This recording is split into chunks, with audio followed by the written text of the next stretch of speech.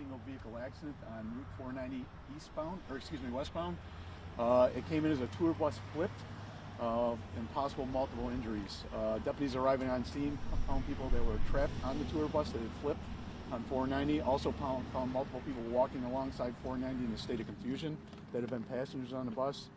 A coordinated response with the state police. Almost every EMT unit in Monroe County assisted. Multiple fire bureaus, including the Monroe County Fire Bureau, responded. And with our coordinated effort and protocols, we were able to extricate and transport 28 patients to local hospitals. We are now coordinating with families at the hospitals to make sure their families and loved ones know where they are and are accounted for and understand where they can meet up with them. We have our victims assistance units assisting with that right now. We also have a phone number we'll share with you that family members can call to reunite with their families. I have to emphasize the incredible response here. Protocols were put in place years ago for such an incident, a multi-patient incident, and that's what this was declared as soon as the first deputy arrived on scene, and the sergeant declared it a multi-patient incident. And with our EMT protocols and our fire protocols and our assistance with other law enforcement, it worked the way it was supposed to work. 28 patients were transported. All 28 patients that accounted for everybody that was on the bus was transported to the hospitals. And all 4 hospitals in the area received patients. That includes Strong Memorial Hospital, Unity, Rochester General, and Highland Hospital. And again, the coordinated efforts with our hospitals to be able to receive that number of patients in that amount of time is utterly incredible, and we appreciate their protocols and their practice and their training, and this played out. Unfortunately, we have one of the patients that is critical, and we'll share more information later when we find out the status of that patient, but our sympathy to the families, the people that are going through a lot of anxiety right now, that don't know where their loved ones are. We're going to do our best to get them coordinated as quick as possible. Our accident and reconstruction team is now working the investigation to determine what happened. What we do know is just the bus was involved. It did roll on its side, turn 180 degrees in reverse, and was laid on its side when we arrived on scene. So getting people off the bus was a difficult task by everybody involved. I'm going to turn it over to the Chief Deputy for more specifics on the bus and the investigation and how that'll play out. But I just got to say, protocols were put in place for a multi-patient incident. Those protocols played out this morning here on 490. Just an incredible response by all the first responders, and that's the way it should be, and our sympathy to the families that are going through a very terrible time right now. Thank you. Thank you, Sheriff. Excuse me. So I just want to lay out our priority of effort here. Initially, the first responders arriving, the threat to life rescues, being able to extricate those patients out of the bus, get them to EMTs and get them off to the hospitals was obviously the first priority. That was done very smoothly with little trouble for such a large incident. And then quickly the scene is transitioning into what we're at now, which is an investigative phase. This will be treated as a criminal investigation. That is not because we believe there's criminal act involved. That's because we are doing a complete and thorough investigation, so we're leaving no stone unturned, okay? That investigation involves several investigators. We have investigators that are interviewing occupants of the bus, investigators with the driver of the bus. We're going over preserving all the evidence at the scene, collecting video that may be involved. We're also using technology with the help of the state police, with our drone technology, our ground survey radars that help us reconstruct what actually took place here in this accident. So they'll take all the evidence that they find on the scene, the markings on the pavements, the debris field, all of that together. They'll do their work and they'll come back to us with a report on how this accident actually took place and what transpired here. I can tell you that our initial interactions with the driver are positive. The driver is cooperative. The driver's at this point, we find no criminality yet. However, as I said, we're going to do a thorough investigation, and that is a lengthy process. There is no initial indication of drugs or alcohol being involved, so we will continue to just work with the driver and try to reconstruct the events of this accident. At this point, we cannot give you a cause as to why. We still have a lot of work to do with that. It appears that based upon our interview that the driver left New York City with a busload of people at approximately midnight, was making stops along the way on the thruway, dropping people off, and their final destination was Niagara Falls. We have identified the owner and operator of the tour bus. It's a tribal Sun Bus Company, and they're out of Massachusetts. So we're working with that company right now. They do have cameras on the bus. We'll be writing search warrants for all of that data, and we'll be processing that back at our office and trying to add that to our investigation and reconstruct what actually took place. But again, as the sheriff mentioned, now this has transitioned from a life-saving effort into an investigation. All these patients are at the hospital now. Several of them will be released very quickly with just minor injuries needing to be checked out. But we do have one that we're very concerned about, so we'll be checking for updates on that individual. We have established a family liaison office for any relatives, any loved ones that are concerned about members that may be on the bus. I'm going to give you that phone number now, and then I'm going to ask our PIO to push that out in a written product here shortly. That phone number is 585-753-4455. And again, that's our family liaison office. They will receive calls from the public, from loved ones concerned about members that may be on the bus. We will try our very best to update them with the latest information on that person's status, where they're located, and how we can reunite them to get those families back together. We'll do the same process with their property that was on the bus. There's an awful lot of personal property involved.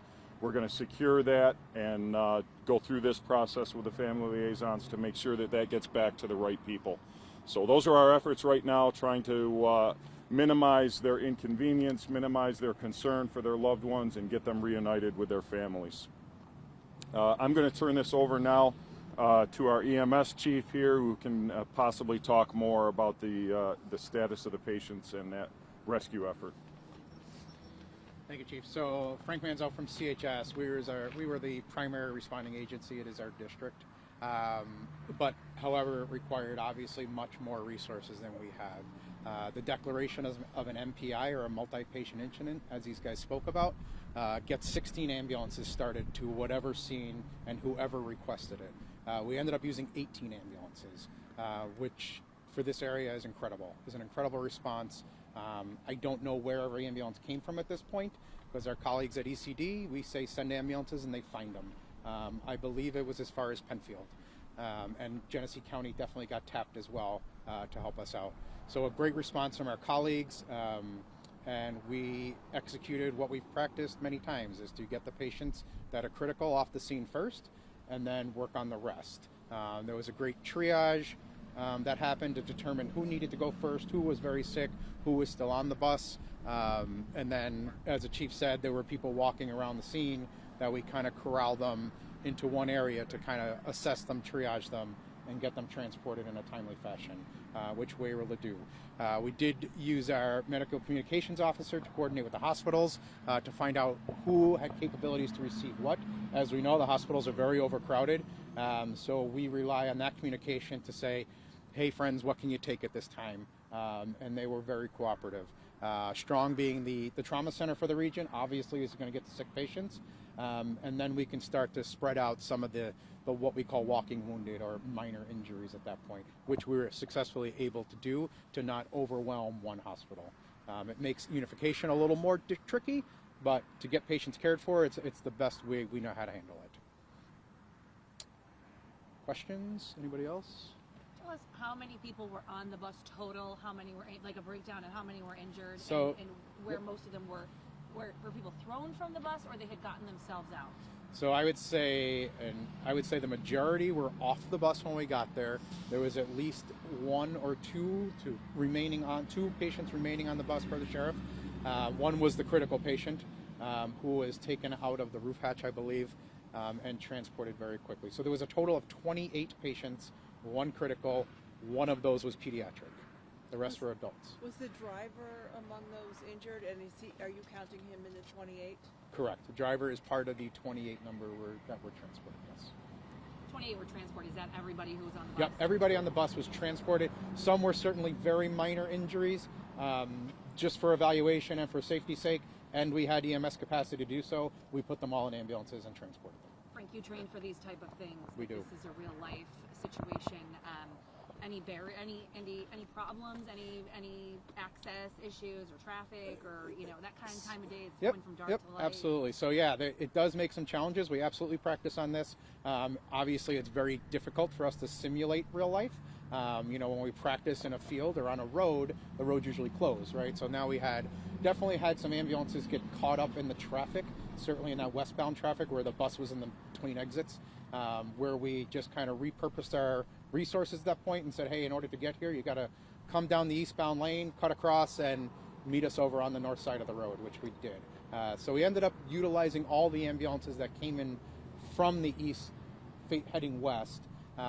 Once we were able to navigate some of that traffic, the police agencies did an awesome job of clearing vehicles out of the way that were uninvolved. So even when I got here, which was probably 10 minutes into it, 20 minutes into it, there were already vehicles starting to be removed off the roadway, being turned around, which just makes our jobs that much easier.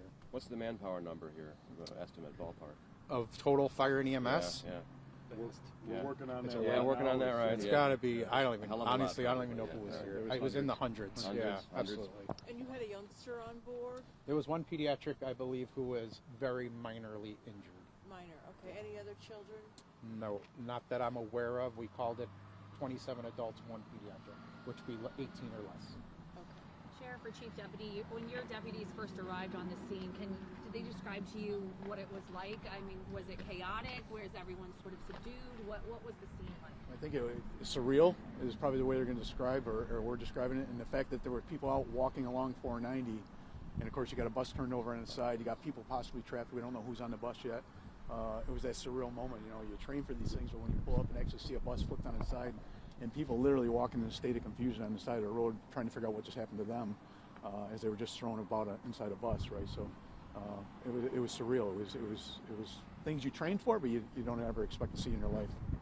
And then one thing I'll add to the sheriff Please. too, and we work together on this. One of the big parts for us is patient count and how many people are on the bus, and do we know if there's not 3 in the woods, 1 under the bus?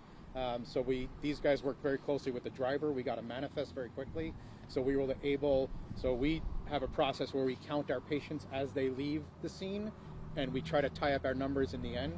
They didn't match exactly, but we called all the hospitals, and we are dead set on the number. So we are very confident at this point that there's no one in the woods, no one under the bus that we're missing. Where's the person from that is in the critical state? No, we don't. Don't have that information. We also have not been able to contact their family yet, so we're not going to get too specific on that. Had the bus just made a pickup here in Rochester? A drop off, yes. Drop-off.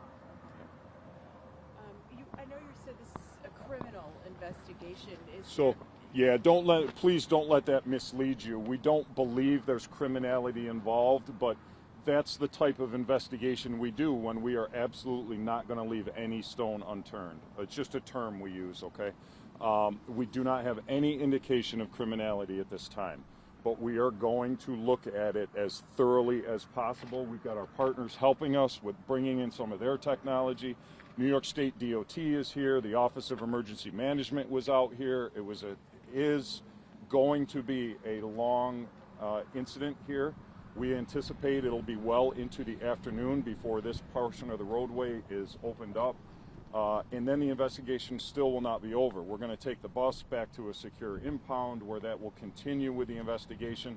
It'll go through a complete and thorough mechanical inspection to make sure that it's up to standard and all of the safety requirements, everything, to make sure that the driver was performing all of their tasks as needed according to New York State DOT regulations. So this will be a lengthy investigation. I use the word criminal only to give you the level of effort that's going into this. And to back up just a second, the bus was clipped. I'm so sorry, but it was clipped. Is that what we said? No, it looks like right now the preliminary investigation shows that the bus was the only vehicle involved in this accident. Gotcha. I'm so sorry. There was other vehicles around, but looks like no one else was involved. Gotcha. So to let people know, it looks like the eastbound lanes are Eastbound, open. yep, we just opened the eastbound lane. The troopers opened that. So eastbound is now open, but westbound, west of Union Street, in between Union Street and Churchville, will be closed for a significant portion of the day. Final destination of this bus was Niagara Falls, so That's it was correct. picking up in New York and dropping off. So it was more full than this before it got here. Yeah, that's our understanding, yes. We'll be adding to this, you know, as we finish interviewing all of the passengers and collecting all of that information, we'll have a much more thorough explanation of the trail of events here. The driver was operating to inside his normal shift hours, whatever. He said he left. So all of that is part of our investigation. We'll take all of that into account. There are several pieces of electronic technology that are involved in that now for those commercial drivers. So we're writing search warrants for all of that. We'll be taking that. We'll be downloading it. Our investigators will be working with the troopers and their commercial vehicle unit, our commercial vehicle unit. We'll all partner together and be able to paint that whole picture as to what took place. Thanks, guys. Thanks, guys. How you doing? How you been?